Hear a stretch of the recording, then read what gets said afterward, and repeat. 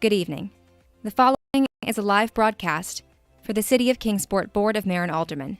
Board meetings are regularly scheduled on the first and third Tuesdays of each month at 7 p.m. In advance of the BMA meeting, a copy of the agenda is available for inspection at the Kingsport Public Library, City Hall, or online at kingsporttn.gov.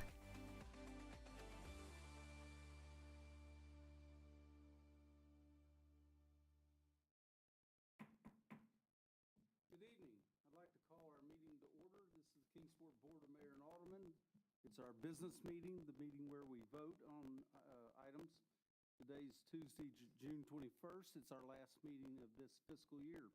The first thing that will happen will be the Pledge of Allegiance, led by Mr. Ken Weems, an Army veteran. And then please remain standing for the invocation, led by the Rector of St. Paul's Episcopal Church, Mr. Johnny Tuttle.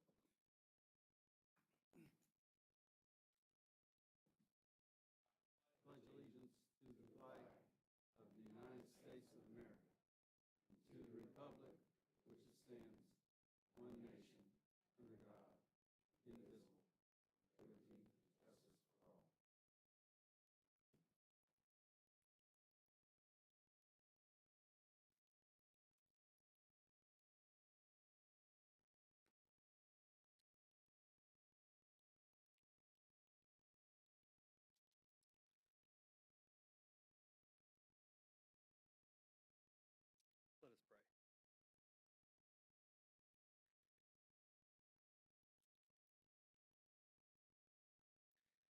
Heavenly Father, in your word, you have given us a vision of that holy city to which the nations of the world bring their glory.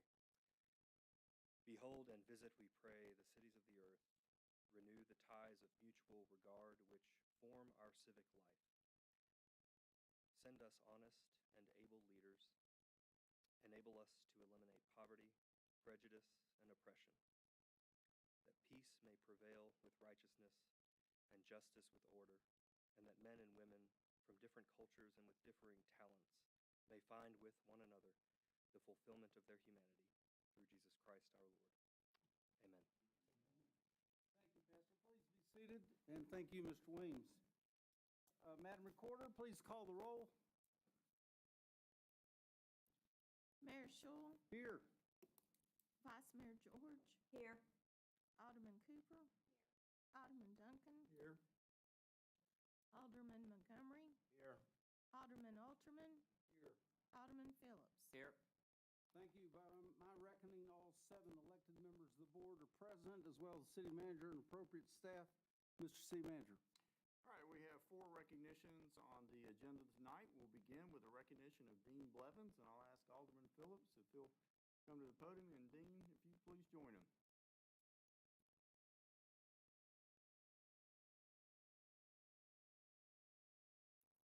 Here, about 37 minutes worth. I finally got the closing down. We've asked Dean to be here tonight because he is retiring as the TCAT Elizabethan president after 12 years. And I think, and also, and maybe more importantly, at least for us on this board, we've asked Dean to be here tonight for what he has started and accomplished with the TCAT program here in Kingsport and at the North facility. I've only known Dean probably a couple years. When I came on the board, one of my passions was higher education, construction, getting a construction program here in Kingsport. And one of the first things Chris and I did was reach out to Dean and just start talking to him about that program. And it was that conversation was lighting a match on starting something here in Kingsport. And from that moment on, Dean and his team jumped in with both feet. And in just 18 months after that conversation, TCAT had a new facility here in Kingsport, and we had a new construction program here at the Old North Campus, as well as the nursing program is over there now as well. And so this was such an accomplishment for the TCAT Elizabethan and for Kingsport that the governor came up. We had the ribbon cutting here at the facility.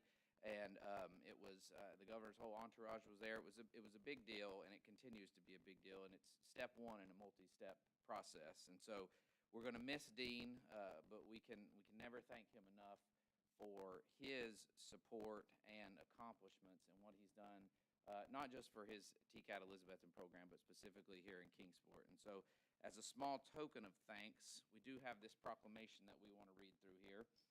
And whereas Dean Blevins has served as the president of Tennessee College of Applied Technology's Elizabethan campus for the past 12 years, and whereas Mr. Blevins' tenure has represented one of the greatest periods of growth in the school's history, and whereas Mr. Blevins has shown a commitment to education in our region, working not only with TCAT, but also with Kingsport City Schools and Greenville City Schools, and whereas Mr. Blevins' work advocating for career and technical education has given countless students the opportunity to find meaningful work in critical industries, and whereas Mr. Blevins has reached the end of a long career, having positively impacted the lives of students throughout our region.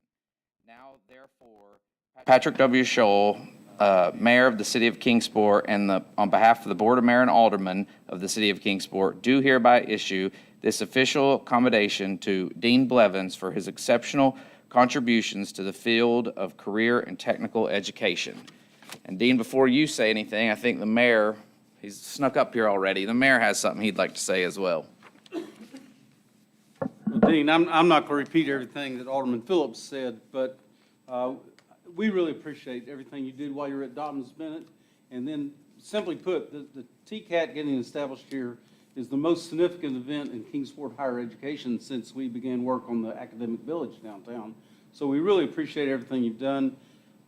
Your wife has a lot for you to do in retirement, I know that. I'm afraid so. And what I've got for you is a mayor's coin, and there's only a few select people that have this, either outstanding city employees who've really accomplished something really noteworthy, or just regular Kingsport citizens that have done something great for our community like you have. Thank you very much. I appreciate it. Thank you. Want to say anything? Thank you Appreciate very it. much. Thank you. Appreciate you. Next, we have the Keep Kingsport Beautiful Beautification Awards, and Neil Brown will come to the podium and walk us through this month's award winners. Neil? All right. Good evening, everybody. Before I get started, I wanted to thank our sponsors, Boehm Landscape, for continuing to sponsor this program over the years, as well as Eastman for sponsoring us to purchase some new signs that actually put in the yard. So, all right, with that, I'll get started here. All right. The first house we have this month is the home of Mike and Linda Patrick on Maple Ridge Court. This home has a well-manicured lawn with beautiful pots of red geraniums and other colorful flowers to welcome guests on the front porch. Beautiful shrubbery lines the walk to the front door, with one side of the driveway having a vibrant pink rosebush and purple salvia. The other side of the driveway is lined with marigolds, petunias, zinnias, purple salvia, and candy tuft. The eye-catching and beautiful residence stands out in the neighborhood. Next, we have the home of Brian and Jamie Gibbons on London Road. The beautification judge notes that this home is ready for the 4th of July. The well-manicured lawn is highlighted by an American flag, and the front porch is flanked by 2 bunting flags. The patriotism continues on the front porch with red, white, and blue accents. The freshly mulched landscape includes manicured evergreens and several planters with colorful petunias. The next home we have here is the home of Carol Woodard on Pine Street. The judge says that this yard is bursting with color and includes established flower beds and lots of potted plants. Ferns and roses dominate, but gladiolas are starting to emerge as well. The yard features a bird bath, a rusty old glider holding plant containers, and lots of blooming plants. Next, we have the home of Tony and Renee Messina in Devonshire Court. This beautifully landscaped yard includes purple coneflowers, petunias, alyssums, daylilies, veronica, a Japanese maple, holly bushes, laurels, crepe myrtles, arborvitaes, barberry bushes, salvia, and a variety of shrubs. Quite the diverse planting there. A large white rock that the homeowner refers to as Turtle Rock gives the yard its distinct appeal.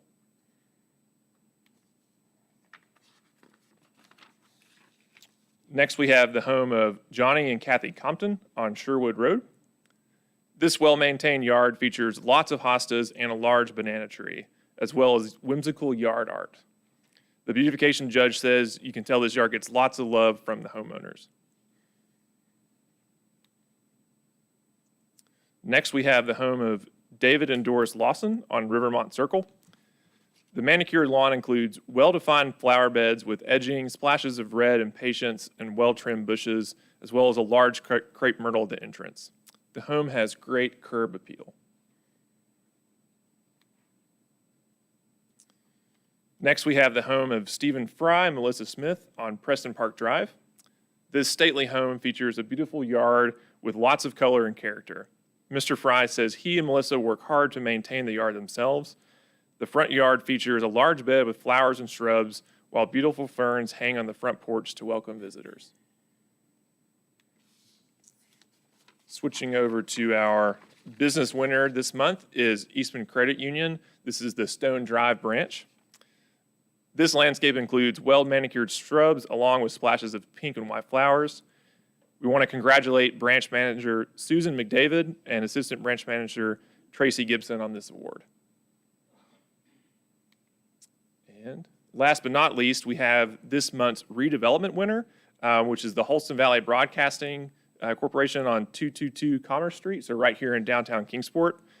The first picture in the slide shows the before pictures of the building, and here on the next slide, I believe, we have the after pictures. So quite the change there from an old 1950s style building facade and turn it into something that's modern looking and blends well with the rest of downtown that we're seeing so nicely developed these days. So I want to congratulate General Manager David Widener on this excellent redevelopment project.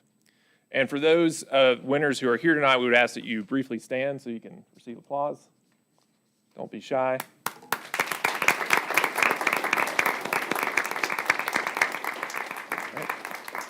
Thank you. Neil, thank you, but more importantly, thank you to all the winners tonight. That the board really appreciates what you do to help our community stay presentable and attractive. And I understand that y'all are responsible for home prices going up because of your efforts. No, I'm not going to blame that on y'all, but thank you very much for what you've done.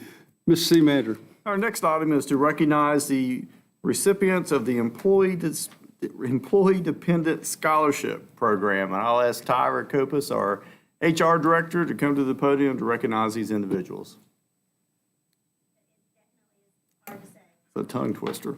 Okay. So it's my honor to be here in front of you tonight. Good afternoon. I want to just first thank all of the individuals, which are mostly employees, who contributed to the scholarship award that we are going to be awarding tonight.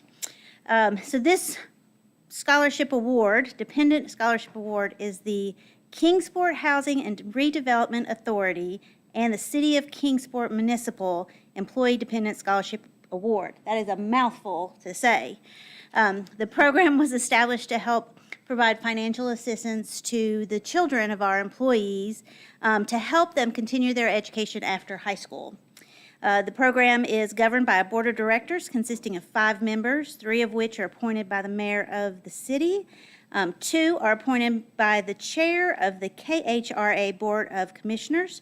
These board members may not be employees of KHRA or the City of Kingsport, and they may not be family members of any of the applicants. The number of awards granted and the amount of the scholarship are based on the number of qualified applicants and the amount of funding available. So this criteria for the award is based on 3 large factors. Academic achievement is number 1, good moral character number 2, and leadership qualities number 3. So I am going to award these participants. Not everyone could be here today. Several of them have side jobs, so we want to make sure that they're actually working, especially being from HR. So while these are award recipients, I'll also say this is our future workforce. So that's the way I like to look at things. All right, so our first one, when I call your name, if you'll just come up and stand beside of me, and then I will go through all of the names, and then we'll hand out the awards, okay? This first one is Reese Christian. She is receiving $750 award. She is the daughter of Terry Hughes from our police department. She plans to attend ETSU and study pharmacy or psychology. Is that right? Yes, ma'am. All right, Ava Shearer is the next one. She is receiving a $750 scholarship award. She is the daughter of Candace Shearer with our transit department. She is attending ETSU in the fall and will major in nutrition. Maggie Inzer, $750 scholarship award, the daughter of Nikki Inzer with our water's utilities. She is planning on attending Northeast State Community College and majoring in nursing. Riley Hollowell, $750 award, daughter of John Hollowell with our fire department, attending ETSU in the fall and studying kinesiology and physical therapy.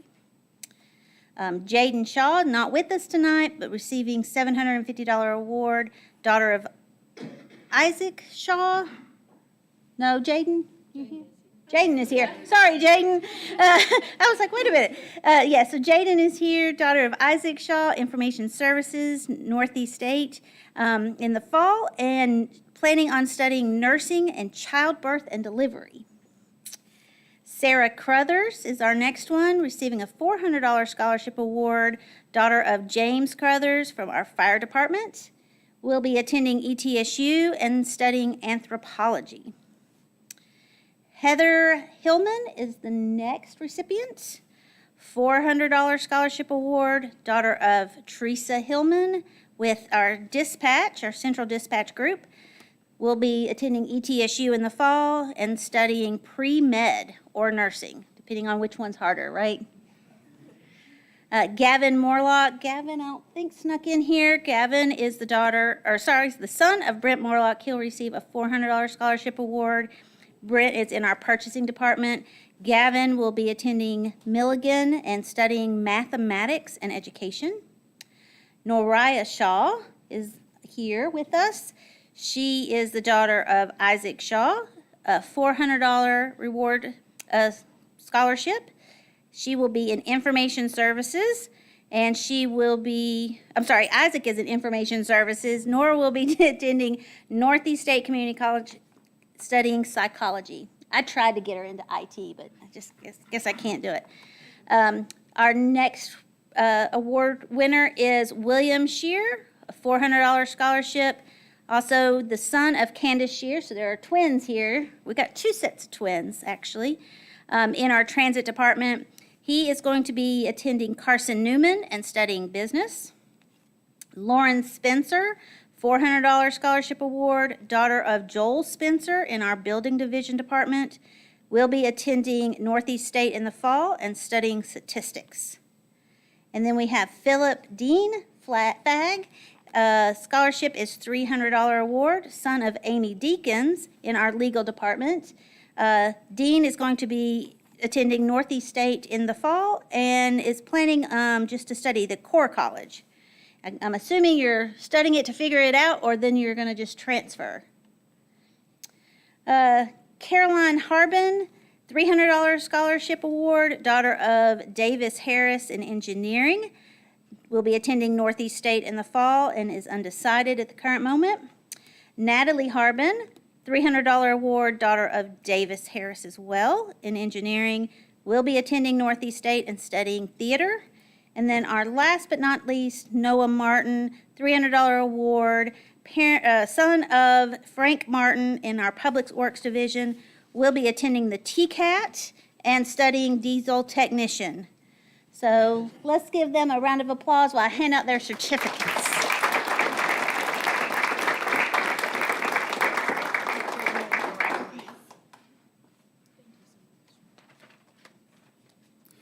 Young folks, the board congratulates you on your accomplishment. We know you'll do well in your future endeavors, and we're proud of you. And we're also proud of your parents, particularly the ones that work for the city, because not only do they do a good job for the city, but apparently they're doing a good job steering y'all in the right direction. So thank you.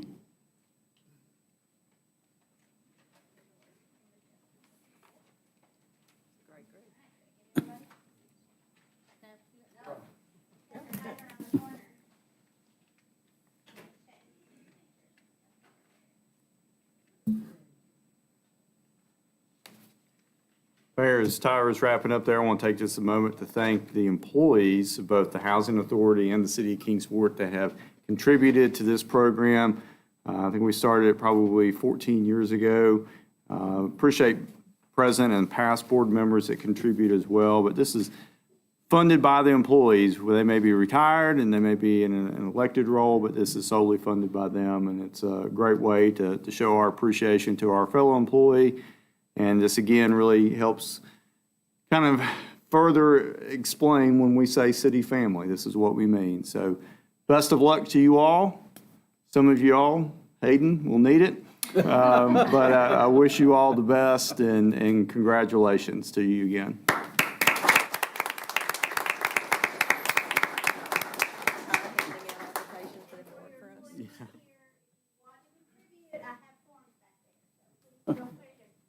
And grab a form. Thank All right, you. our next recognition will be done by Mayor Shaw. This is to recognize the Amateur Radio Days. Mayor? Carl Greg Johnson joined me at the podium. Greg is retired Air Force, I'm retired Army, and no rivalry. We work well together, don't we? We do. And he represents the amateur radio operators in the area, which, when I read the proclamation, I think you'll get a good idea of the good things they do for the city, and it's a great, unique resource to have, particularly in times of emergency. Whereas amateur radio operators are celebrating over 110 years of the human voice being transmitted over the airwaves, and whereas amateur radio operators have provided countless hours of community services throughout the decades, whereas these amateur radio services are provided wholly uncompensated, and whereas the City of Kingsport recognizes and appreciates the diligence of these hams, many of whom also serve as weather spotters in the Skywarn program of the National Weather Service, and whereas amateur radio continues to provide its undisputed relevance in the modern world by providing emergency communications when other systems fail in the devastation of the natural disasters in the United States and overseas, and whereas the American Radio Relay League Field Day exercise will take place on June 25th and 26th, 2022, so that's coming up, and is a 24-hour emergency encampment exercise and demonstration of radio amateur skills and readiness to provide self-supporting communications even in fields without further infrastructure. Now, therefore, I, Patrick W. Shaw, Mayor, City of Kingsport, and on behalf of the Board of Mayor and Alderman, do hereby proclaim June 25th and 26th, 2022 as Amateur Radio Recognition Days in Kingsport, and encourage Kingsport citizens to recognize the importance of amateur radio in our community. Signed this day by me, Patrick W. Shaw. Thank you. Greg, would you like to say a couple of words? I'll be brief. Okay. I guess I would say, first of all, I am a product of East Tennessee. I grew up here, enlisted in the Air Force in 1985, worked my way from E1 up to 06. Long road, kind of left the area. Came back home in 2018 to take care of my terminally ill mother who lived over in Severe Terrace. That's where I first met the mayor at a community, I guess just a discussion about some crime and things in the area over there. Along about the same time, I was asked to run for president at the Kingsport Amateur Radio Club, and I did and won that vote. And over the last 6 months, we've grown from roughly 40 members to right at 100 members today in 6 months.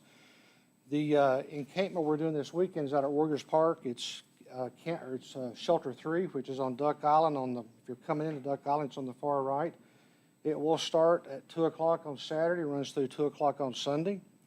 I would invite folks to come out and take a look. We do support law enforcement. We have some unique ability to communicate on a lot of different frequencies. A lot of us have the ability to communicate on what we call MARS, which is a military affiliated radio network. And that's a backup to the Army and the Air Force in times of need. And really, we serve as relay stations to ensure that we can relay critical information across the area. Our repeater is up on Bays Mountain. From Bays Mountain, we can reach all of Upper East Tennessee, pretty much from the lower end of Hancock, Hamlin County, all the way up into Southwest Virginia, Southeast Kentucky, and into Western North Carolina. Pretty good reach. We haven't set it up yet, but I am planning to meet with Jim Beam, who was a Sullivan County emergency. And Jim and I graduated high school together down at Volunteer back in 1983. So, and we're going to work with the other counties, Washington County, just as a backup so that we can show what we have to offer. So I appreciate this. This counts as points. One final note, I did go back to work. I work at Bell Helicopter as a senior aircraft services manager. We are hiring. Okay. If you have, There you go. if you have folks who you know that have an aircraft maintenance, even automotive, paint, primarily in electrical avionics and structures, I'm hiring about 50 to 55 people right now, and it is good pay for the area. Good job, Tim. Well, thank you for all y'all do to the Thank you, community. sir. Appreciate it.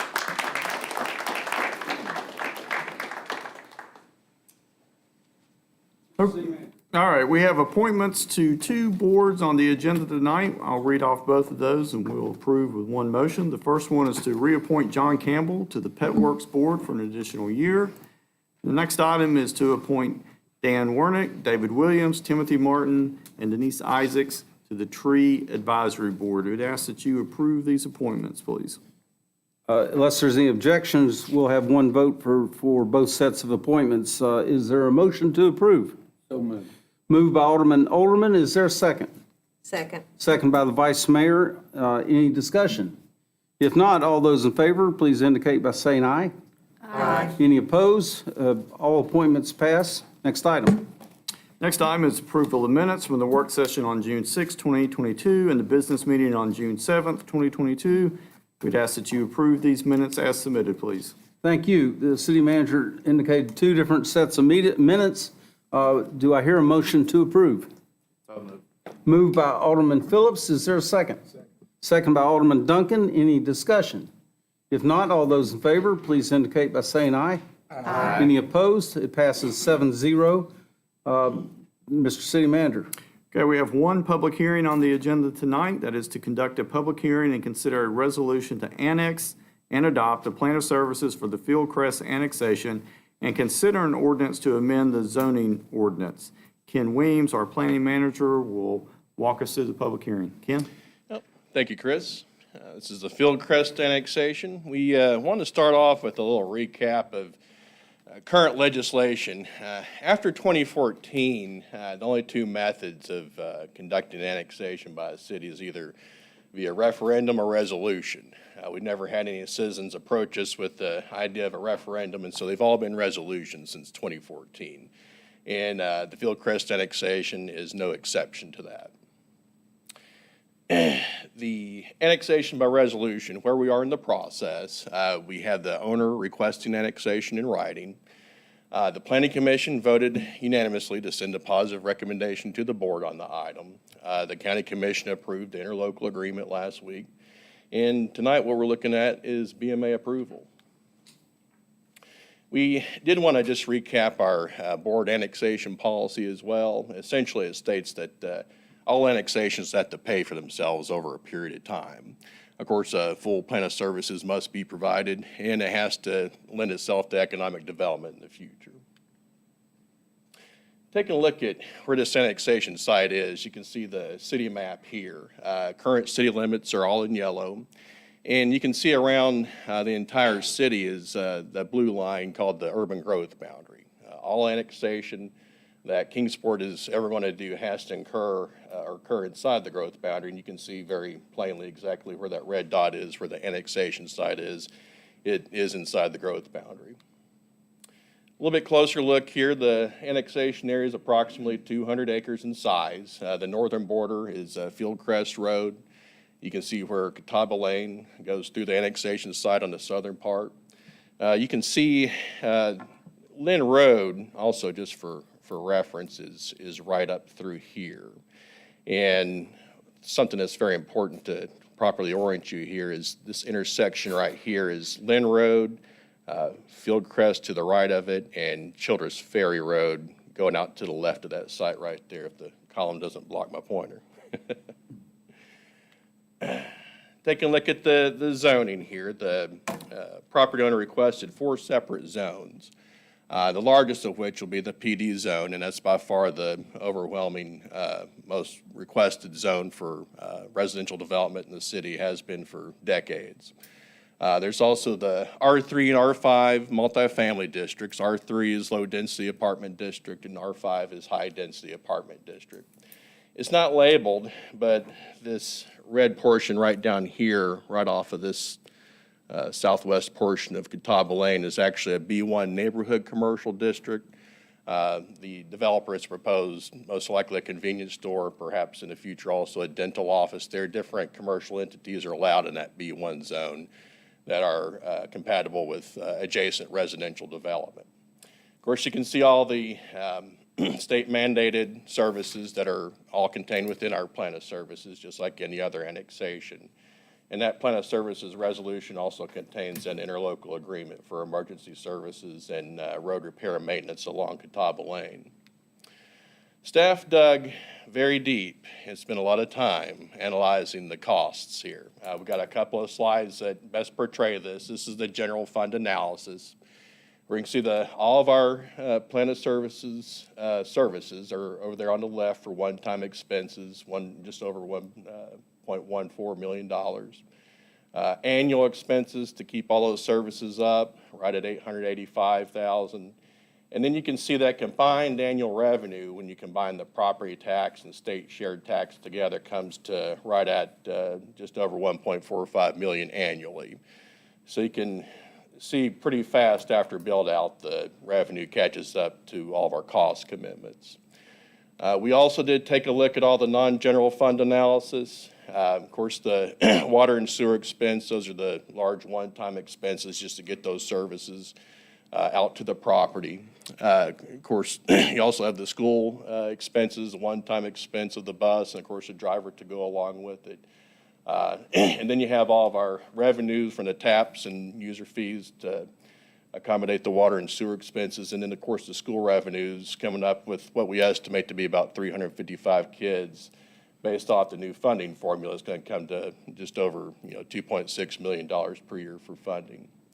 The public hearing notice was published on June 5th, and during their May meeting, the Kingsport Regional Planning Commission voted unanimously to send a positive recommendation to the board for the annexation, zoning, and plan of services for the Fieldcrest annexation, and I'd be happy to answer any questions that the board might have. Before I declare the open hearing, board, are there any questions for Mr. Weems?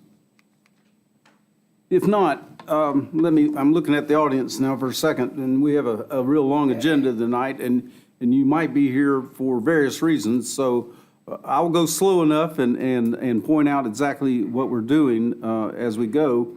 The first item of business in front of us right now is I will declare an open hearing for the purpose of any citizen that wishes to come forward to the podium and address the board to talk about this annexation proposal only.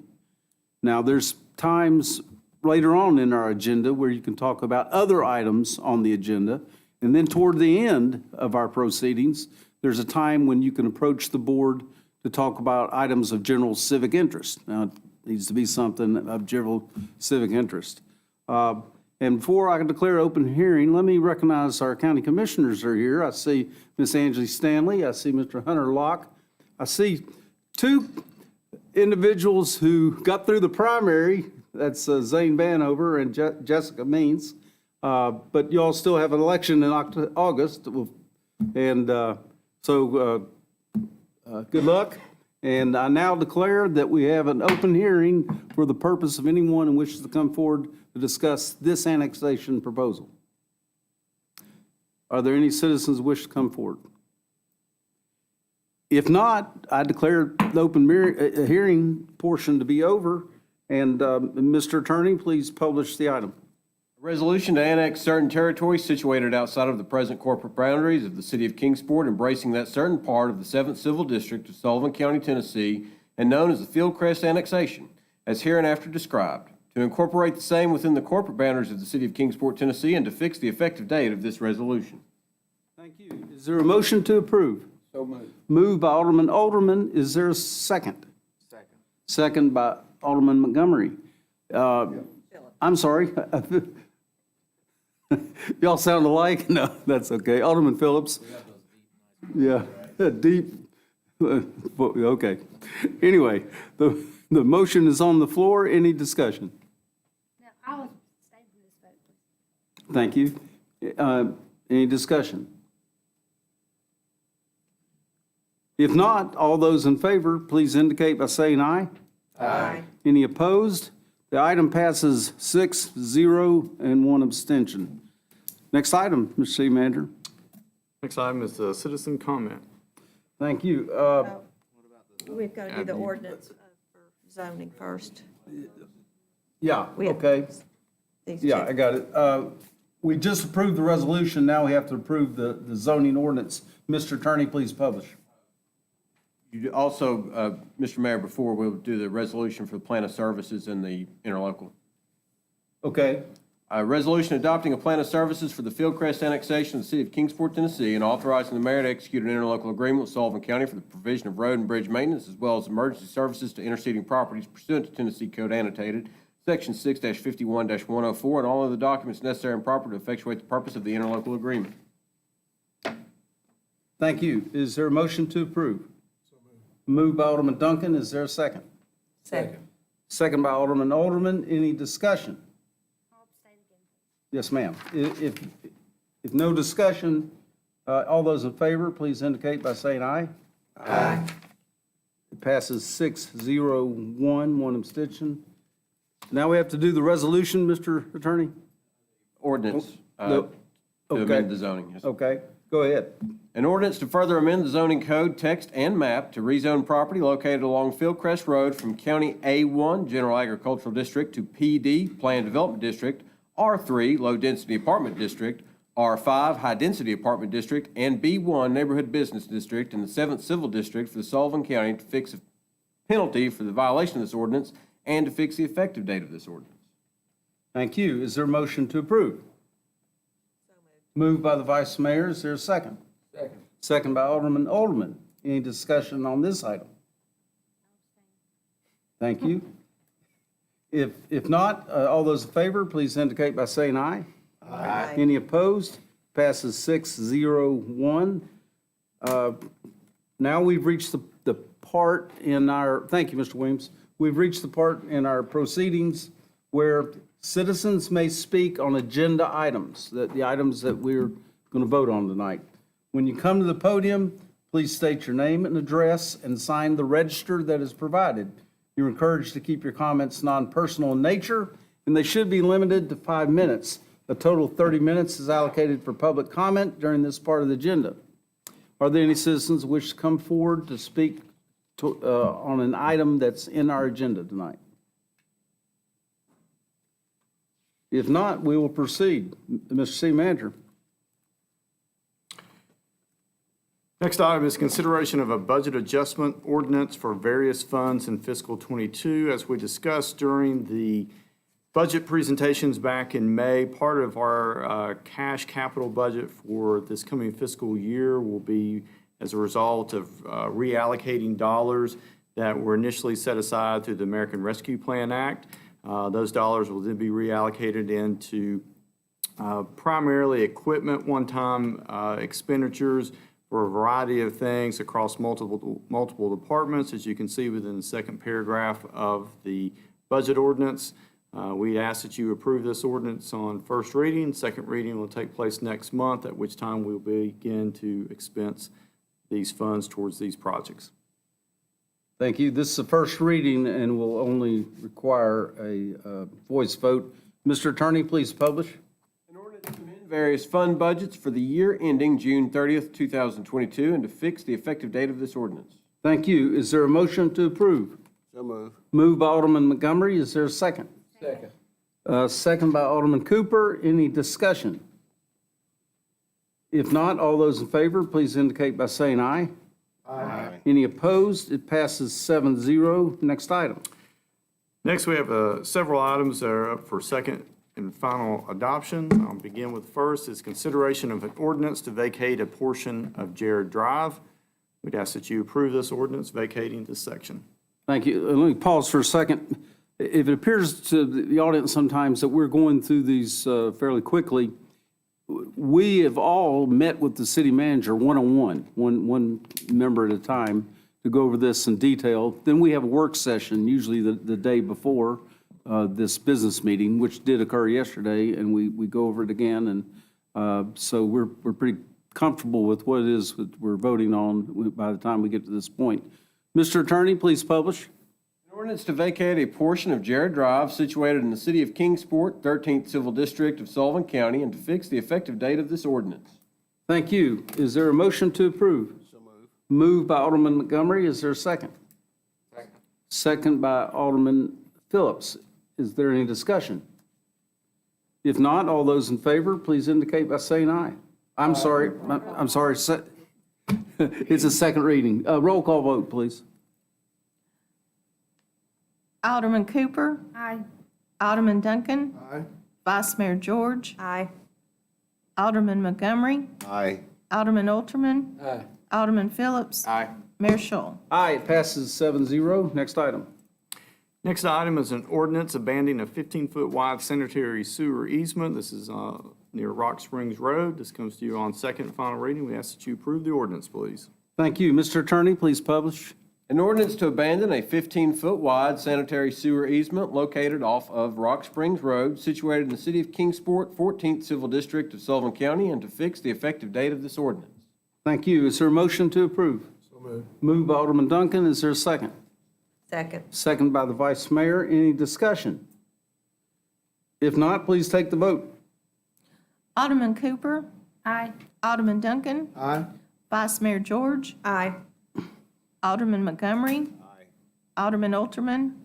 Alderman Phillips. Aye. Mayor Scholl. Aye, the item passes 7-0. Next item. Next item is consideration of an ordinance to adopt a fiscal 22-23 budget.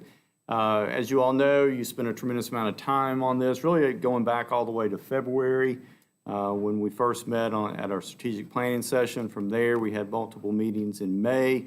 We brought forward a budget to you on first reading earlier this month. Just in summary of what the general fund budget looks like, this is a $92 million budget. This funds not only schools, but as well as our own operations. Of course, you have a separate budgets for water and sewer that makes up your utilities. All combined, that's a $270 million operating budget for the city of Kingsport. As we have discussed at length, this budget does contain a 12-cent property tax increase. Last time we raised taxes would have been in 2014, and that was 13 cents. This represents a 6.4% increase over what our current taxpayers would pay. You see the example there on a $292,000 home, $292,000 home, which you pay about $7.31 more a month. What does this allow us to do? Well, for the most part, this is probably the biggest thing this budget allows us to do is remain competitive on salaries and wages. There's been a big emphasis for really the last 10 months, not only when we talk about the public sector, but also the private sector as well. For the most part, our departments will see a flat operating budget. However, just as we personally experience inflation, they are also seeing that with their expenses, and so any growth is primarily going to be in the wages, utilities, and then fleet expenses. We are moving forward with a budget that has seen cuts. We've been able to make some adjustments as a result of the tax increase, which will allow us to continue to make necessary improvements and continue to carry forward initiatives that we have. We do continue to watch, as everybody does, is the impact of inflation as we move into next year, primarily fuel. As we have discussed before, and I've said many, many times, we're a service-based industry. We have a number of vehicles on the road daily in order to deliver those services, so this is something we watch very closely. Hit a few takeaways here. I mentioned the need to remain competitive in pay. I appreciate this board stepping up and making sure that that could happen. We will see a 5% cost of living adjustment, followed by a step increase on average. That step increase is about 2.5%. And we're looking at a planned return to TCRS, which we've budgeted for beginning in January of this upcoming fiscal year. That is important because that is what we are seeing the market looking at now. So the market, when I look at the public sector and to some extent the private sector, they are in this range, and so this is important for us. We're going to talk a lot about retention and attraction. That is a focus that we have here at the city, and this budget backs that up. Continue to put a lot of focus in our budget towards infrastructure. A little over $2.7 million budgeted for resurfacing. Of course, we've talked about past actions that the board has taken in this area, so we'll see a lot more of this as we see some state dollars that'll flow through the city that'll go towards paving in this upcoming fiscal year.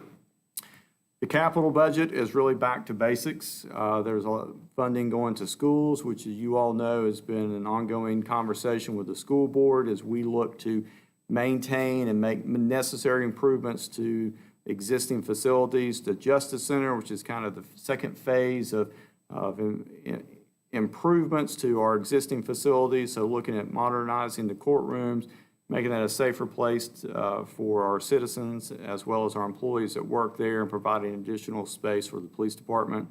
We'll again focus on infrastructure with bridge repair, maintaining our facilities. Some money is going into facility maintenance. And then the academic village and higher ed, as we talked, and we'll talk more as we go into this agenda about the need to obtain some property there for expansion of that. We're also able to take on the SRO program 100%. That had been split with the schools. Now that we're able to divide that up, that actually allowed the schools to make some needed pay adjustments on their end, so we were glad to be able to do that. With all that being said, and that's a lot for one page to summarize that, but I do want to make sure everybody realizes that from a financial standpoint, we're in good shape. We look very strong on Wall Street. We continue to position ourselves very well for growth. We have a lot of growth on the horizon. If anything, this budget and the steps that you all are taking is well positioning us for that growth. But as I have stated numerous times, as have members of the board, we do not take it lightly that we are having to raise taxes. Again, we have not done so since 2014. We realize that. But in order for us to stay competitive and to be where we need to be to move the city forward, this was the only option that we had, absent of making significant, and I mean significant cuts, which did not believe we wanted to go, where we wanted to go. Again, the pay raise is for all employees, all eligible employees throughout the city of Kingsport, regardless of where they're at. So if you're in Public Works, Police, Fire, City Hall, Leisure Services, wherever, those raises will be going there. So, Mayor, happy to answer any questions, but we bring this to you on second and final reading and would ask that you approve the ordinance. Well, there's a lot that we could discuss. I'm just going to make two comments. We have citizens that are moving here all the time here, and they may not realize, so I want to reemphasize that our school budget is included in this budget. That's the way it works in the state of Tennessee. And then secondly, I've had some recent inquiries, $3 million toward paving is in this budget. Yeah, So, approximately, yeah. So, Mr. Attorney, please publish. An ordinance of the City of Kingsport, Tennessee, adopting a final budget and appropriating funds for the fiscal year beginning July 1st, 2022, and ending June 30th, 2023, and to fix the effective date of this ordinance. Thank you. Is there a motion to approve? Moved by the Vice Mayor, seconded by Alderman. Any discussion? If no discussion, Madam Recorder, please take the vote. Alderman Cooper. Aye. Alderman Duncan. Aye. Vice Mayor George. Aye. Alderman Montgomery. Aye. Alderman Olterman. Aye. Alderman Phillips. Aye. Mayor Schul. Aye, the item passes 7-0. Next item. Next item is consideration of an ordinance to adopt a fiscal 22-23 water fund budget. Again, an item that we have gone over in great detail for some time. Really appreciate the work that has been done by the staff. As you all know, we, in addition to maintaining this at the very highest level, we also have to adhere to a regulatory arena that is constantly putting pressure on entities that produce water across the city, or across the state, I should say, as well as across the country. This ordinance, when with the fiscal 23 budget, there is a 7.5% rate increase for customers both inside and outside the city, which will take effect on July 1.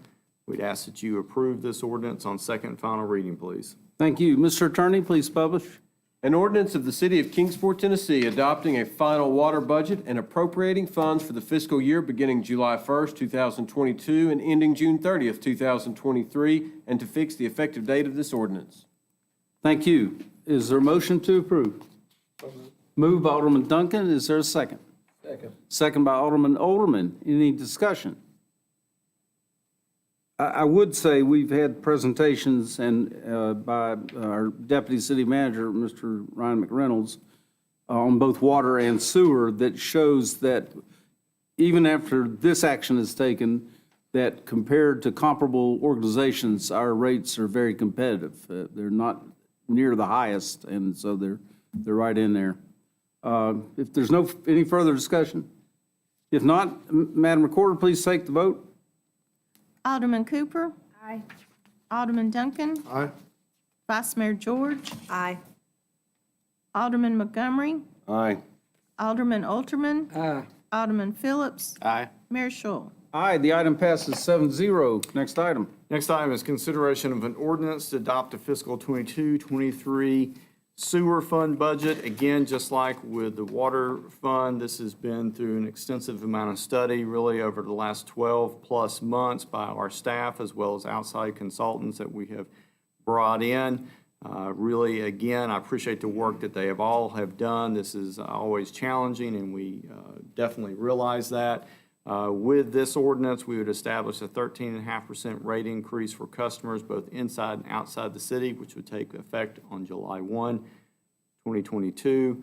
Just like what we've seen with the water, the regulatory agency, the requirements we have to maintain this at a very high standard exist, not only for us, but for others. As you stated, Mayor, even with these increases, we remain a very competitive rate on the lower end for when you look at this region as a whole. But with that being said, if there's any questions, I'd be happy to entertain, but I ask that you all approve this ordinance on second and final reading, please. Thank you. Mr. Attorney, please publish. An ordinance of the City of Kingsport, Tennessee, adopting a final sewer budget and appropriating funds for the fiscal year beginning July 1st, 2022, and ending June 30th, 2023, and to fix the effective date of this ordinance. Thank you. Is there a motion to approve? Moved by the Vice Mayor. Is there a second?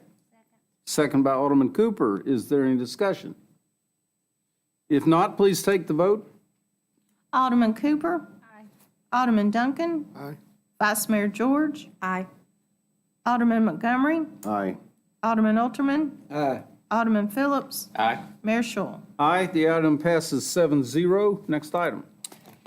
Next item is consideration of an ordinance to adopt a fiscal 23 Metropolitan Planning Project Grant Fund budget. This is part of the overall budget, and you see the amount listed there, $425,718. We'd ask that you approve this ordinance on second and final reading, please. Thank you. Mr. Attorney, please publish. An ordinance to appropriate Metropolitan Transportation Planning Grant Project funds and to fix the effective date of this ordinance. Thank you. Is there a motion to approve? Moved by Alderman Duncan. Is there a second? Second. Second by the Vice Mayor. Any discussion? If not, please take the vote. Alderman Cooper. Aye. Alderman Duncan. Aye. Vice Mayor George. Aye. Alderman Montgomery. Aye. Alderman Alterman. Aye. Alderman Phillips. Aye. Mayor Schul. Aye, it passes 7-0. Next item. Next item is consideration of ordinance to adopt a fiscal 23 Community Development Block Grant Fund budget. Again, part of the overall fiscal 23 budget. You see the money there from CD, $415,412. We'd ask that you approve this ordinance on second and final reading, please. Thank you. Mr. Attorney, please publish. An ordinance to appropriate U.S. Department of Housing and Urban Development Community Development Block Grant funds for the fiscal year ending June 30th, 2023, and to fix the effective date of this ordinance. Thank you. Is there a motion to approve? So moved. Moved by the Vice Mayor. Is there a second? Second by Alderman Duncan. Any discussion? If not, please take the vote. Alderman Cooper. Alderman Duncan. Aye. Vice Mayor George. Aye. Alderman Montgomery. Aye. Alderman Alterman. Aye. Alderman Phillips. Aye. Mayor Schul. Aye, it passes 7-0. Next item. Next item is consideration of an ordinance to adopt a fiscal '23 school public law 93-380 grant project fund budget. You see that value listed there at $5,116,761. We'd ask that you approve this ordinance on second and final reading, please. Thank you. Mr. Attorney, please publish. An ordinance to establish PL 93-380 grant project funds for the PL 93-380 grant to appropriate such funds and to fix the effective date of this ordinance. Thank you. Let me point out to the public, this is all money from the federal government that comes to the school system. Is there a motion to approve? So moved. Moved by Alderman Duncan. There's a second? Second by Alderman Cooper. Any discussion? If not, please take the vote. Alderman Cooper. Aye. Alderman Duncan. Aye. Vice Mayor George. Aye. Alderman Montgomery. Aye. Alderman Olterman. Aye. Alderman Phillips. Aye. Mayor Schul. Aye, it passes 7-0. Next item. Next item is consideration of an ordinance to adopt a fiscal '23 school special projects grant fund budget. Again, that is listed at $1,061,700 and is part of the fiscal '23 budget for the Kingsport City Schools. Ask that you approve this on second and final reading, please. And most of this comes from the state. Correct. Mr. Attorney, please publish. An ordinance to establish Special School Grant Project Fund 145 for Special School Projects Grant to appropriate such funds and to fix the effective date of this ordinance. Thank you. Is there a motion to approve? So moved. Moved by Alderman Phillips. Is there a second? Second. Second by Alderman Alderman. Any discussion? If not, please take the vote. Alderman Cooper. Aye. Alderman Duncan. Aye. Vice Mayor George. Aye. Alderman Montgomery. Aye. Alderman Olterman. Aye. Alderman Phillips. Aye. Mayor Schul. Aye, the item passes 7-0. Next item is consideration of a budget adjustment ordinance for various funds in fiscal '22. We have an amendment to this item, which, Mayor, you will manage as we go through. Okay. Best of luck to you on that. But My this- favorite thing.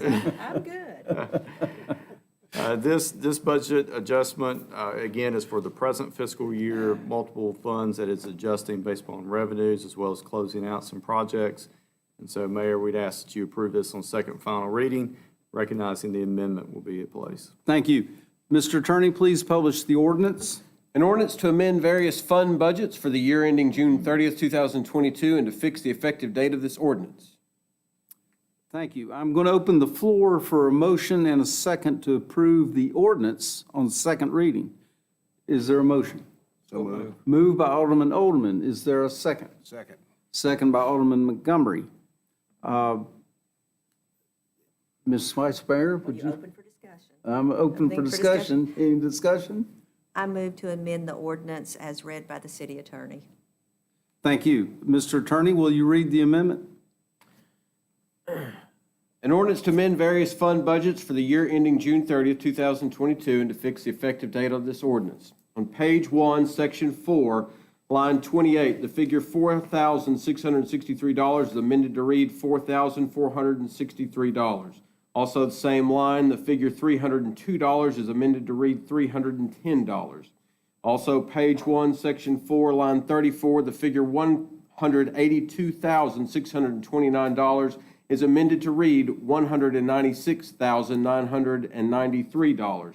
Line 37, same section, the figure $207,309 is amended to read $347,913. Line 42, same section, is the figure $162,157 is amended to read $124,413. Line 43, same page section, the project number NC2005 is deleted. Section 5, lines 47 and 48 of page 1, the phrase "by allocating interest earned in the Fort Robinson Bridge Replacement Project GP 1618 in the amount of $1,751 is stricken. Section 5, lines 49 and 50, the phrase is added "by allocating TDOT grant funds to the Main Street Improvement Project GP 1516 in the amount of $9,285,190.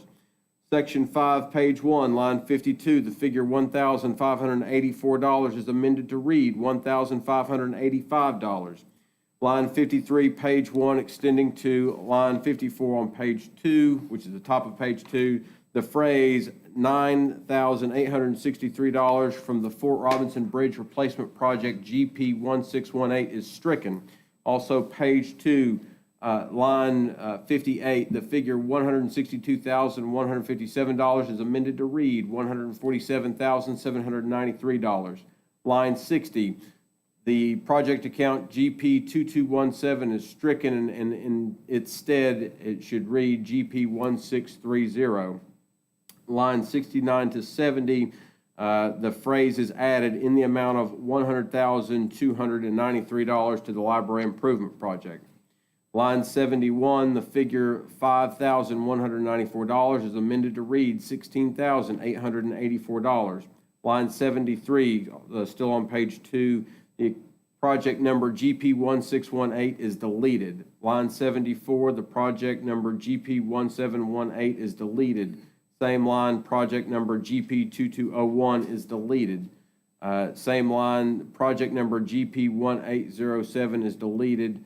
Added to the line is project number GP 1906. Line 90, the project account SW2005 is amended to read SW2204.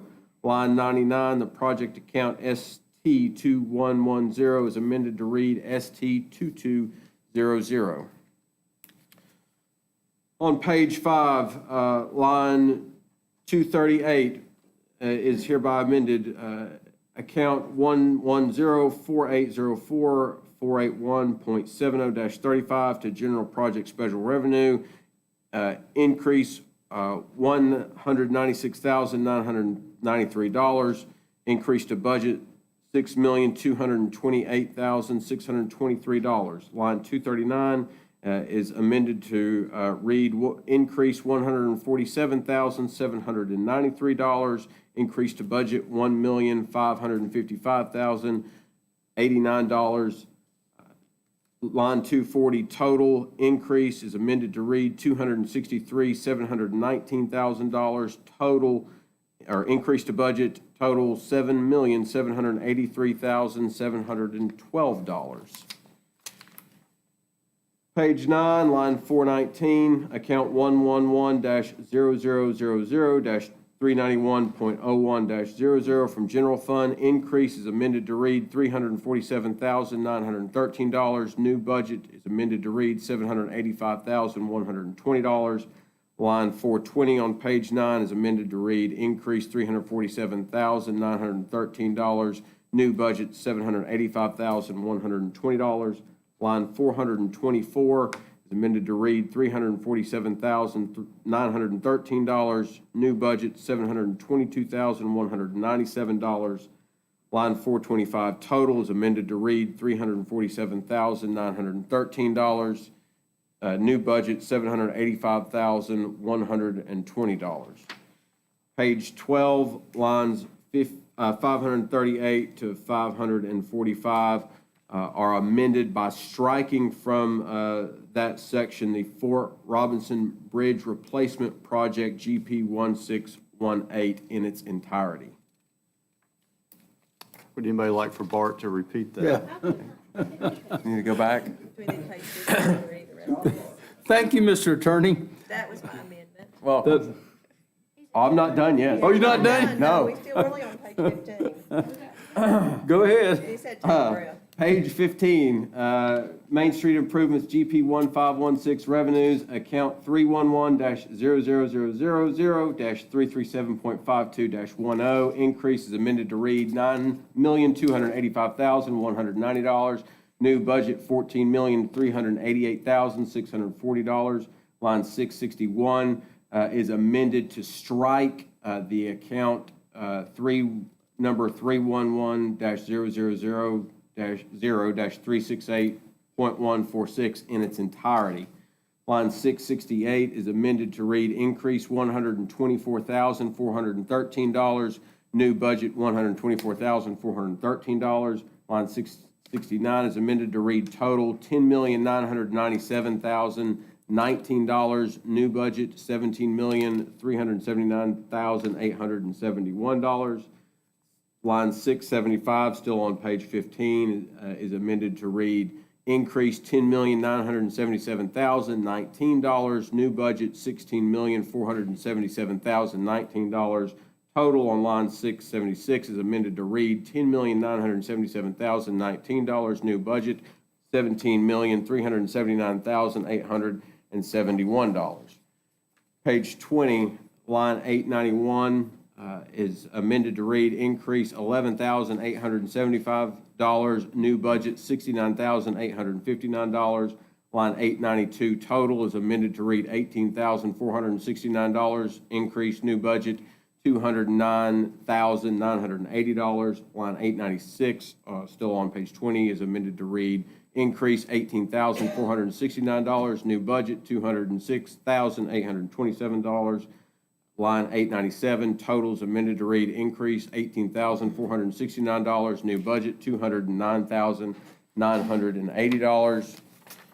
Page 22, line 977 is amended to read budget $31,287. New budget $31,287. Line 979 is amended to read budget $600,228. New budget $600,228.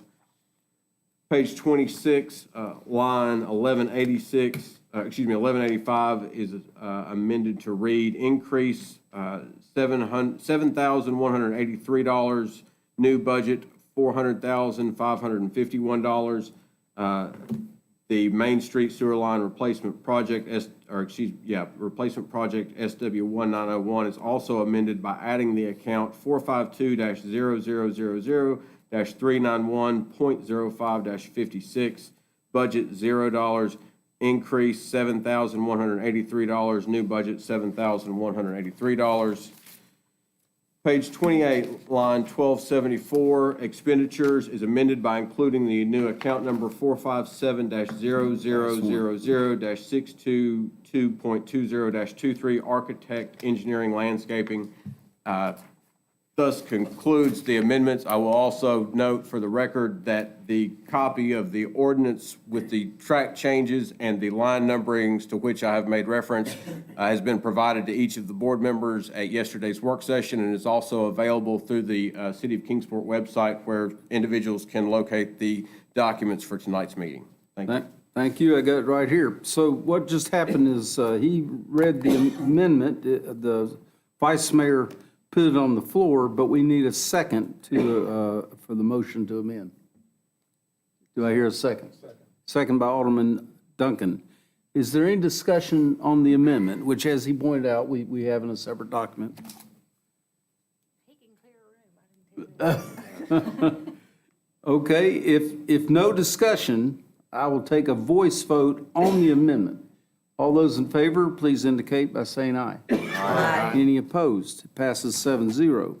The amendment passes. The board is back on the main motion as amended. Is there any discussion on the main motion? If not, we'll take a roll call vote. Madam Recorder. Alderman Cooper. Aye. Alderman Duncan. Aye. Vice Mayor George. Aye. Alderman Montgomery. Aye. Alderman Ultraman. Aye. Alderman Phillips. Aye. Mayor Schul. Aye, it passes 7-0. Let me pause for a minute, Mr. City Manager, because that probably looks more complicated to the public than it really is. Simply what we're doing here, and steer me right if I get a little off, is we've come toward the end of the year, the end of the budget year. Ends June 30th. Some projects went a little bit over, some went a little bit under. We have to move money around, we have to balance the budget. The budget is subject for an audit to make sure we did these things correctly. So that's all we've done, isn't it? That's correct. We'll do multiple budget ordinances throughout a fiscal year. Some may be for a handful of projects. Others, like in this case, are going over many projects, closing old projects out, moving dollars around. That budget ordinance is developed by John Morris, our budget officer, and then Lisa Winkle, our CFO, city recorder, will go through and evaluate that. As you know, Lisa used to be an auditor.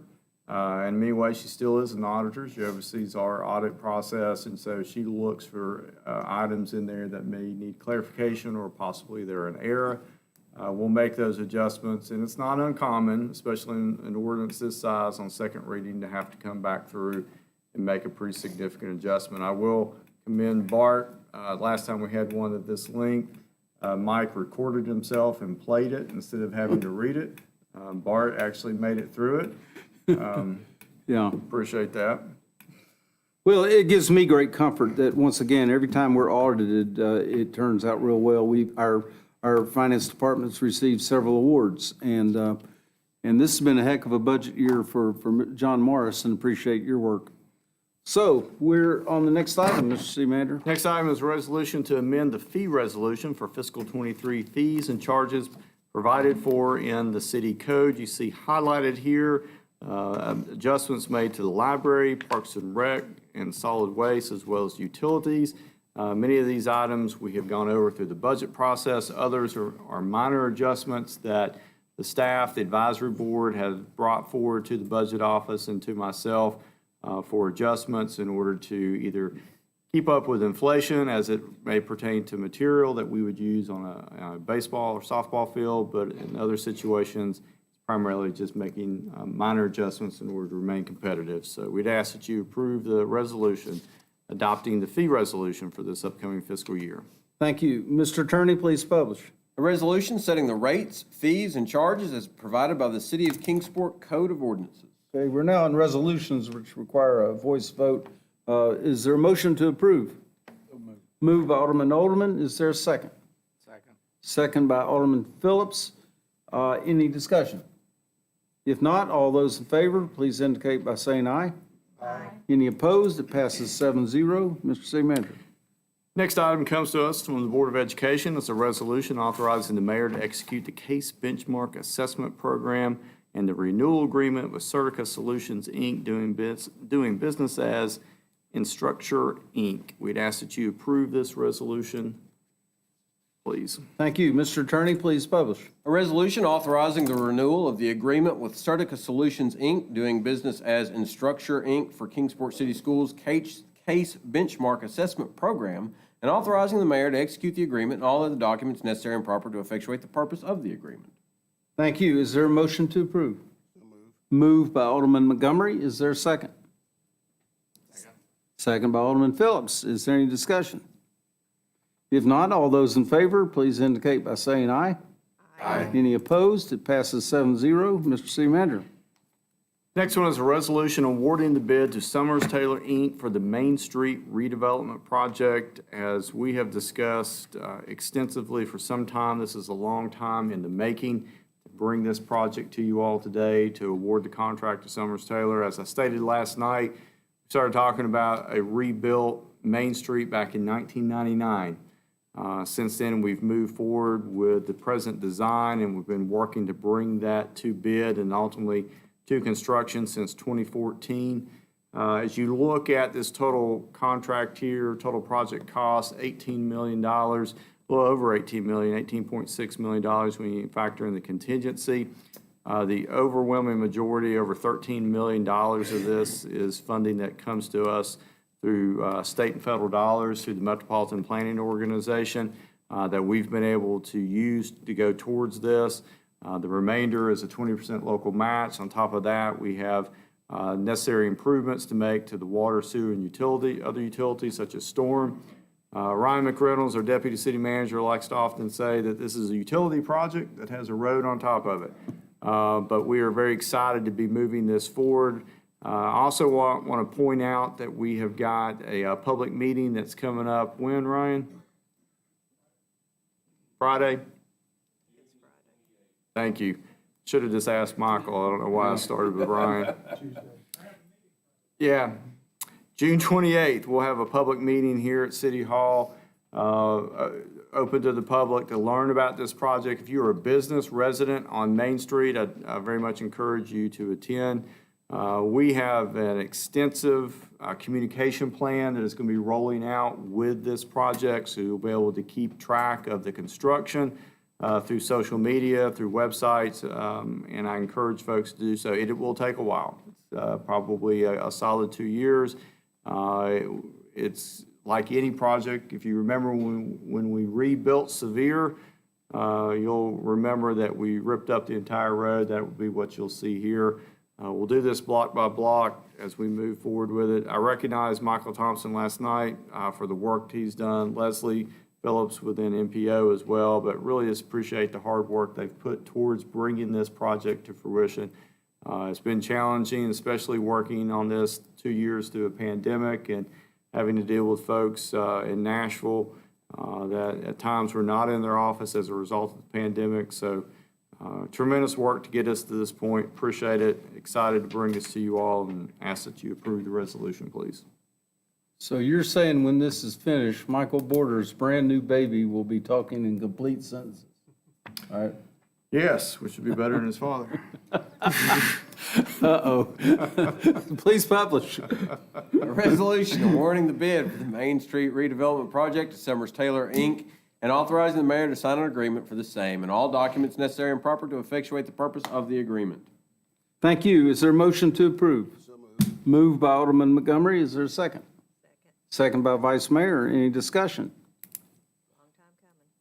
Well, and I appreciate you and the staff, Mr. City Manager, having this open meeting for the public to make sure they understand what's going to happen here. Any other discussion? If not, all those in favor. I'm sorry, Ms. Have Betsy. you reached out to the businesses on Main Street to let them know about the meeting? Michael, have we reached out to the businesses and the residents on Main Street regarding the meeting? And Michael, you could notify the Downtown Kingsport Association. They'd help you get the word out. Good. Thank you. Good. I think Robin's been talking about it some already. Good. Talked to her about a week or so ago. I know I saw an announcement on it, on something. Yeah, I so did it's- too. There's been something out there. Anything else, Board? If not, all those in favor, please indicate by saying aye. Aye. Any opposed? It passes 7-0. Mr. City Manager. Next item is a resolution to approve the 22-23 Annual Action Plan for the Community Development Block Grant.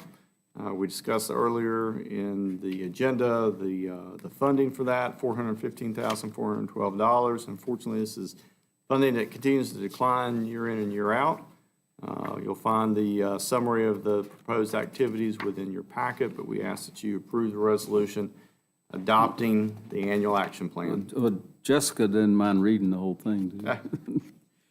Mr. Attorney, please publish. Resolution approving the Community Development Block Grant 2022-2023 Annual Action Plan and authorizing the mayor to execute all documents necessary and proper to apply for and receive Community Development Block Grant funding for fiscal year 2023 from the United States Department of Housing and Urban Development. Thank you. Is there a motion to approve? So moved. Moved by Alderman Duncan. Is there a second? Second. Second by the Vice Mayor. Any discussion? If not, all those in favor, please indicate by saying aye. Aye. Any opposed? It passes 7-0.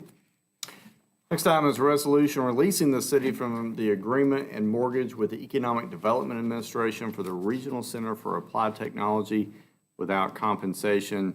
Back in 2001, we actually embarked on the academic village, and the whole idea of education, childcare, and transportation was kind of the basis for those decisions that allowed us to buy the present Blazer Wilson Hall. 20 years later, we're able to release ourselves from the obligations of that initial grant. This is all paving the way for us to be able to move forward later in this year to be able to acquire that building along with the transit garage that sits behind it from the Federal Transit Administration. That is a requirement, a process we have to go through. We've budgeted money to do so, all of which is being done for expansion of the academic village. And so appreciate the work that's been done on this. Appreciate Ken Ray with First Tennessee Development District helping us all the way back in 2001 and then being here 20 years later to go through the process to remove ourselves from it. So we'd ask that you approve this resolution, please. Thank you. So with clarity, the garage and the hall is considered to be one facility? No, they're actually two separate ones. This deals with RCAT, or Blazer Wilson Hall. Yeah. There's not any funding other than FTA funding on the garage, and so that would be dealt with at a later time. Oh, okay, good. Please publish, Mr. Attorney. A resolution approving a letter of intent of receiving a release from the United States Economic Development Administration for the Regional Center for Applied Technology, and authorizing the mayor to execute the letter of intent and all other documents necessary and proper to effectuate the purpose of the letter of intent and this resolution. Thank you. Is there a motion to approve? Moved by the vice mayor. Is there a second? Second by Alderman Cooper. Any discussion? If not, all those in favor, please indicate by saying aye. Aye. Any opposed? It passes 7-0. Next item also comes to us from the Board of Education. This is a resolution awarding a contract for the Kingsport City Schools Surveillance Camera Upgrade Project to Central Technologies. Not only does this deal with various schools within the district, it also has an alternate that they are taking for Robinson Middle School. Brings a total contract to $149,144.87. We'd ask that you approve this resolution, please. Thank you. Mr. Attorney, please publish. A resolution awarding a contract for the Kingsport City Schools Surveillance Camera Upgrade Project to Central Technologies, Inc., and authorizing the mayor to execute all documents necessary and proper to effectuate the purpose of the agreement and this resolution. Thank you. Is there a motion to approve? Moved by Alderman Duncan. Is there a second? Second by Alderman Phillips. Any discussion? If not, all those in favor, please indicate by saying aye. Any opposed? It passes 7-0. Mr. City Manager. Next item is a resolution authorizing the mayor to execute all necessary documents for the third-party administration claim services for the city and for the school system. John Burkholder, who is our risk manager, is here tonight. He's worked on this. We are self-funded when it comes to workers' compensation. This allows us to work with a third party and the management of that. That third party is the Cannon Cochran Management Services. We appreciate the proposal they've submitted, the process that we've gone through to get to this award, and we'd ask that you approve the resolution, please. Thank you. Mr. Attorney, please publish. A resolution accepting the proposal of Cannon Cochran Management Services, Inc. for workers' compensation third-party administration services for the city and its Kingsport City Schools, and authorizing the mayor to sign an agreement with Cannon Cochran Management Services, Inc., and all documents necessary and proper to effectuate the purpose of the agreement. Thank you. Is there a motion to approve? Moved by Alderman Phillips, seconded by the vice mayor. Any discussion? If not, all those in favor, please indicate by saying aye. Aye. Any opposed? It passes 7-0. Mr. City Manager. Next item is a resolution awarding the bid for the wastewater treatment plant anaerobic digester cleaning project to Merrill Brothers Incorporated. Total cost here of $393,285 as part of the overall capital budget for this present fiscal year. We'd ask that you approve the resolution awarding the bid. Thank you. Mr. Attorney, please publish. Resolution awarding the bid for the wastewater treatment plant anaerobic digester cleaning project to Merrill Brothers, Inc., and authorizing the mayor to sign an agreement for the same and all documents necessary and proper to effectuate the purpose of the agreement. Thank you. Is there a motion to approve? Moved by Alderman Phillips. Is there a second? Second by Vice Mayor. Any discussion? If not, all those in favor, please indicate by saying aye. Aye. Any opposed? It passes 7-0. Mr. City Manager. Next item is a resolution to authorize the mayor to execute documents to apply for and receive a drinking water revolving loan from the state of Tennessee for the purchase of water meters. $1.3 million has been requested. So as you know, we have been for some time going through the process of replacing aging water meters throughout the city of Kingsport. This will allow us to purchase approximately 7,300 meters. And this is coming to us on a 20-year term at an interest rate of 1.06.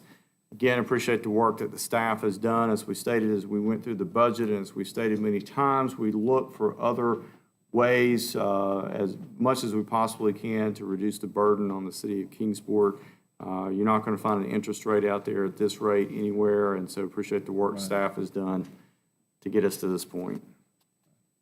I'm looking at the Deputy City Manager. We're more than halfway through? Yes. Yeah, good. Okay, Mr. Attorney, please publish. A A resolution authorizing and providing for the financing of the construction of a water facilities project, including authorizing the execution of applications, contractual agreements, and other necessary documents, and making certain representations, certifications, and pledges of certain revenue in connection with such financing. Thank you. Is there a motion to approve? Moved by Alderman Montgomery. Is there a second? Second. Second by the Vice Mayor. Any discussion? If not, all those in favor, please indicate by saying aye. Aye. Any opposed? It passes 7-0. Mr. City Manager. Next item is a resolution to award the bid for the partial re-roofing of the Meadowview Conference Resort and Convention Center. As stated last night, I really appreciate the work that Michael Borders did on this. A tremendous amount of engineering has gone in to evaluating the present condition of the roof at the Meadowview Convention Center, which city owns the convention center side, Eastman owns the hotel side. This ended up being extremely important to us as we entered the bid market, which is extremely competitive right now, especially for roofing. As we've discussed in the past, the ability to find insulation, the ability to get even contractors to bid has been challenging, but great work done by Michael. I think this probably will set the standard for us as we go forward in terms of the level of engineering we'll do to make sure we get the right bids. As a result, we'll be able to do the entire roof for the convention center minus the executive conference wing, which is a newer roof and doesn't need to be replaced at this time. So we'd ask that you approve the resolution awarding the bid, please. Thank you. Mr. Attorney, please publish. A resolution awarding the bid for the partial re-roofing project of the Meadowview Conference Resort and Convention Center to Genesis Roofing and authorizing the mayor to sign an agreement for the same and all documents necessary and proper to effectuate the purpose of the agreement. Thank you. Is there a motion to approve? Moved by Alderman Duncan. Is there a second? Second by Alderman Cooper. Any discussion? If not, all those in favor, please indicate by saying aye. Aye. Any opposed? It passes 7-0. Mr. City Manager. Okay, we now move into the consent agenda, and before I go through those, I'd like to go ahead and pull Action Form 182, which is 7-8 in your packet. This is a resolution to approve an educational partnership agreement with King University, discounting tuition for city employees. This is a 10% discount for tuition for their online degree program, and I know Alderman Montgomery needs to abstain from that, so that's why we are pulling that one at this time, Mayor. So we'd ask that you approve the resolution on this item, please. You want to vote on that one separately? Yes, is what please. you're telling me. Is there a motion to approve item 8 on the consent agenda? So moved. Moved by the Vice Mayor. Is there a second? Second. Second by Alderman. Madam Recorder, please take the vote.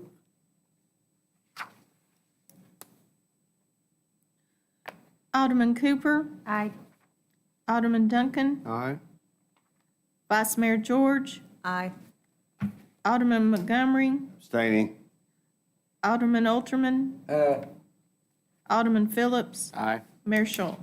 Aye, it passes 6-0 with one abstention. Okay, this time I'll go through the remaining 8 items on the consent agenda, and when I'm finished, if you'd like any of those pulled for additional consideration, please let me know. Thank you. First item is a resolution authorizing the purchase of replacement textbooks by Kingsport City Schools for fiscal year '23 and authorizing the city manager to execute a blanket purchase order for the same. Second item is a resolution to extend the lease agreement with Northeast State Community College for Blazer Wilson Hall, RCAT, the Regional Center for Health Professions, RCHIP, and the Kingsport Center for Higher Education, KCHE. Third item is a resolution to extend the approval of the Northeast State Community College to enter into sublease agreements with participating institutions. Fourth item is a resolution approving a limited warranty on the generator for the fire training facility. Fifth item is a resolution authorizing the renewal of the lease with Westview Baptist Church for the parking areas for Kingsport City Schools. Sixth item is a resolution adopting U.S. Department of Labor apprenticeship standards and authorizing the mayor to execute a registered apprenticeship standards agreement. Seventh item is a resolution authorizing the master agreement with the Virginia Department of Transportation and a letter of authorization accepting federal and state funds on behalf of the Kingsport Metropolitan Transportation Planning Organization. The final item is a resolution authorizing the mayor to execute agreements with various agencies and organizations for services in fiscal '23 benefiting the general welfare of the Kingsport residents.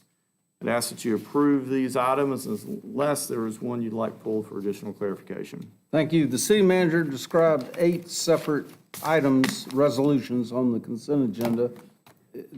Would the board like for any of the items to be voted on separately? If not, do I hear a motion to approve all? I make a motion that we approve the amended consent agenda. Thank you. Is there a second? Second. Okay, it was moved by the vice mayor, seconded by Alderman Montgomery. Any discussion? If not, Madam Recorder, please take the vote. Alderman Cooper, Aye to all. Alderman Duncan, Aye to all. Vice Mayor George, Aye to all. Alderman Montgomery, Aye to all. Alderman Ultraman, Aye to all. Alderman Phillips, Aye to all. Mayor Schul. Aye to all, therefore all pass unanimously. Mr. City Manager. That completes the agenda. We'll move into communications, and I'll begin by saying thank you again to the board for the time that you have put into the fiscal '23 budget, as well as the amount of support that you have provided to us throughout this entire process. We talk when we go through the budget presentation that it's not something we focus on for 3 months out of the year, rather it's a 12-month endeavor. It is a time where, especially as we finish up the holiday season, we really dive into it very deep. This budget, like every budget, presents itself with challenges. This one was no exception. We looked at a lot of things that, quite honestly, we were not predicting at the level that we saw at the beginning of this time last year. And so I greatly appreciate the amount of time that the staff has put into it. We've had to go back and reevaluate on numerous occasions. I appreciate the board recognizing the need for us to remain competitive in a variety of areas, especially that within pay and benefits, and to put us in the position that we are. I feel like it is important, it's necessary for us to be successful moving forward. I cannot stress that enough. We talk about 55 vacancies within the city of Kingsport. That is that's a real number. That is a number that is felt by multiple departments throughout our organization as they experience staffing shortages over time. That has become a weekly thing for them. So this provides that a reward to them, but also gives us that opportunity, hopefully going forward, to be able to attract and be on a level playing field with our competition. Again, you get to this point in the year, you do kind of step back and take a deep breath. A lot of work has gone into this, and we appreciate all of those that have put that time into it. As I stated earlier in the budget, when you're looking at tax increases, rate increases, that's not something you take lightly. You recognize the fact that there's an impact. You recognize the fact that that is going to be felt by many within our community. And one of the reasons why we look at this budget numerous times before we bring it to you all, before we ever have to make that recommendation. This was a situation, though, that there really just was not a positive alternative. And so I appreciate your support to the city staff. Maybe that's all I have. Thank you. Let me start with Alderman Duncan. Well, thank you, Mayor, and congratulations to the city manager. I think he marked his 3-year mark. So we appreciate all of your efforts and the vision and leadership that you have for the board and our employees too. And then just quickly, we hear people say that there's not anything to do in Kingsport. So between now and the time we meet again, which I think is July the 19th, there is 2 parades, there's road races, there's numerous concerts with a 38 Special, a Garth Brooks Band, Jimmy Buffett Band, there's religious concerts on Sunday night, And all this is free. And fireworks. And fireworks to boot. Baseball game as well as Fun Fest and Right, and 4th so. of July. Red, white, and boom, and they named it right. And so all this takes very little gas to get from one place to the other. And so as high as fuel is, I hope people really takes advantage of what the city has to offer and shop local and go to our local restaurants during this as well. So that said and done, we do appreciate Visit Kingsport and our community partners that's involved in all this too. So thank you very much. Thank you. Miss Betsy? Today is the first day of summer at 5:15 today was summer solstice, so it's the longest day of the year. So after today, the days start getting shorter. So enjoy it, the sunlight, and get outside. Like Alderman Duncan said, that the Axemen are playing this weekend. There's Twilight Alive down on Broad Street Friday night. The Fun Fest store opens Friday. Sunday at 7, you can go down to the summer worship night down on Broad Street. And if it's too hot down on Broad Street, go up to Base Mountain and walk the trails, and it's about 10 or 15 degrees cooler. So just enjoy like Daryl said, enjoy what Kingsport has to offer.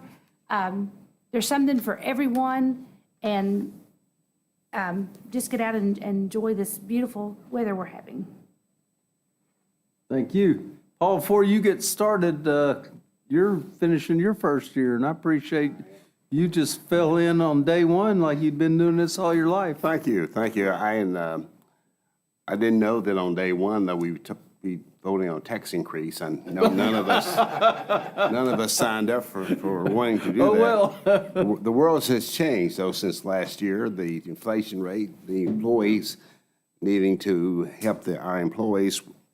And so I recognize the citizens voted for us to make the tough decision. So for those of you who have sent me emails and called me and have not responded back, I will get to those. And so I will give you an answer, my answer, at least in support of what we're doing. Also, in conjunction with what Betsy has said, day is the longest day.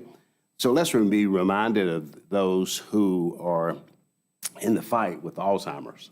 Today is the longest day. Alzheimer's recognized this as the longest day, and a day that they want to. There's darkness for some people, so think about that. Want to say thank you to Christy Leonard, the fire department, and police department, and also John Morris for the work they did in Juneteenth.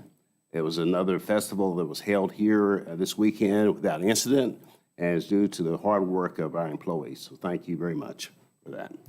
And I think that's it. Okay, thank you.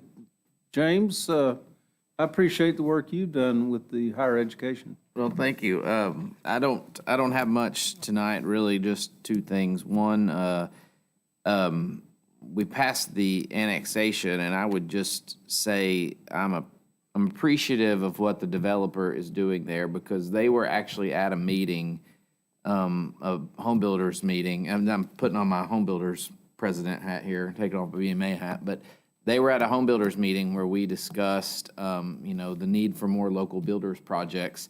And from the first time we saw their drawings on planning to the second time, they added an entire phase that was just for local builders. And so I think that is very appreciative for local developers are taking care of local builders, and that's important because local builders purchase here and do everything here, and so that's good for everybody. So I'm looking forward to that development.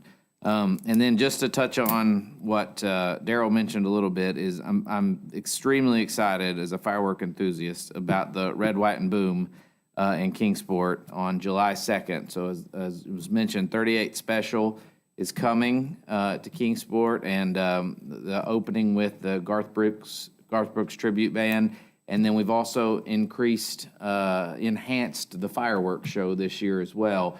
So I think it was, maybe maybe something positive that came out of COVID. But when we did the double fireworks show, it was so well received that we just have enhanced that show even more. And I think to where this is the premier Independence Day celebration in this region for sure, and I'm looking forward to having a bunch of people downtown over the weekend. Yeah. holiday. And the Axemen have already done 2 fireworks demonstrations, and they have 4 more to go. And it's a pretty nice show for, And that We're out there at the doesn't game. include all the home runs they're hitting either. Well, those fireworks, they're winning a lot. All right, Tommy, what you got? I've just got one thing. I'd like to commend our staff on preparing this budget, because I know it took a lot of time and a lot of effort. So Yeah, I'd like to commend all of them who worked hard on it, yeah. and that's it. A lot of moving pieces on this one. There The- was. The Axemen are 14-3. I mean, the Appalachian League sent us some really talented young men. I ain't got to see them play yet. Nope, you ought to get out there. Ms. Vice Mayor? I think I'm the only one on this board that was on this board when we increased taxes last time. And it was at my first year time, Paul, that I got to do it. And, it's never easy. I mean, I think a lot of citizens look at it like, surely there's something to cut and that there's extras that we have and fluff money. And when you really spend the time that our city does and is so careful with all of our expenditures, and we look for so much grant money, and I really appreciate the effort. I know it's not easy for anyone, but I think when you go through the budget and spend as much time as we all have, and you spend a lot more, I really appreciate your all's work and all the departments for doing everything they could to keep the budget so we only had the increase that we do. When you look at where inflation is, you look at where a lot of things are going on, and you realize we've not increased in 8 years.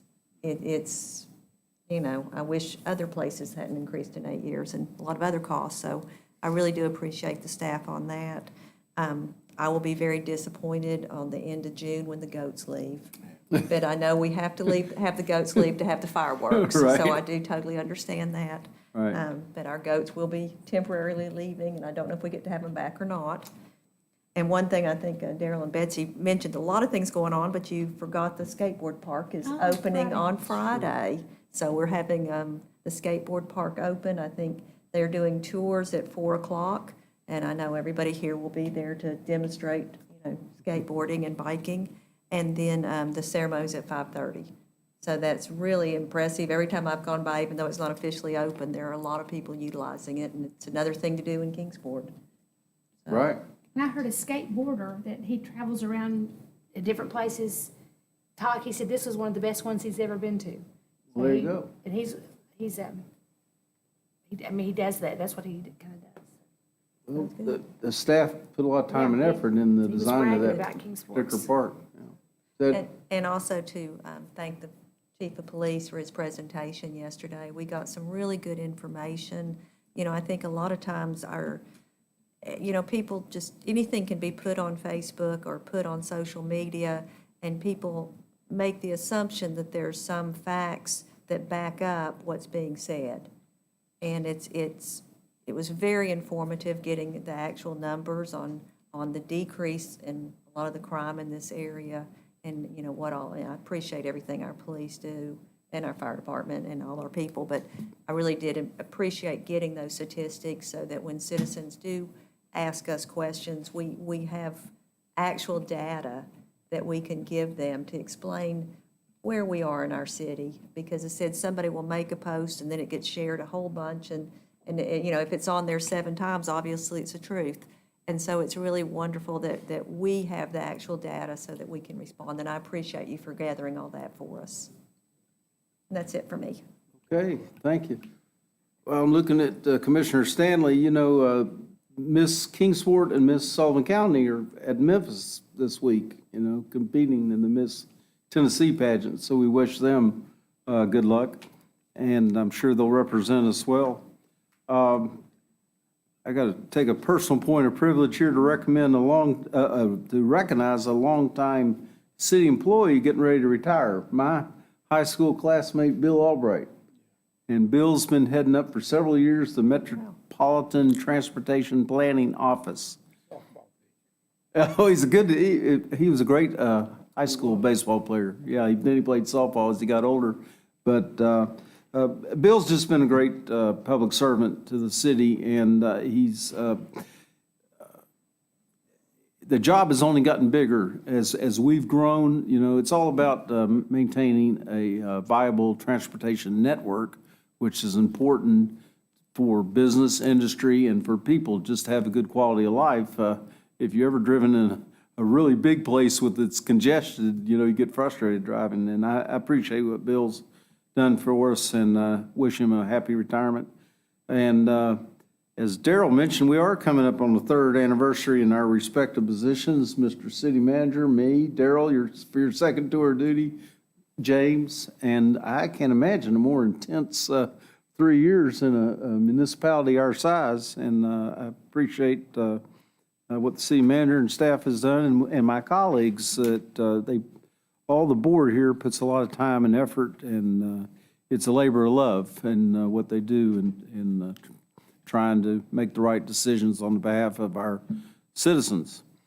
So we've reached the point here where citizens may come forward to the podium and speak on issue-oriented items. When you come to the podium, please state your name and address and sign the register that is provided. You're encouraged to keep your comments non-personal in nature, and they should be limited to 5 minutes. These are issue items that concern civic interests of the city. Does anyone wish to come forward to speak to the board? If not, we're adjourned. Thank you for joining us tonight for the Kingsport BMA meeting. This program has been a production of the City of Kingsport in cooperation with Milligan Productions, Milligan University, and Charter Communications. For more information, visit kingsporttn.gov.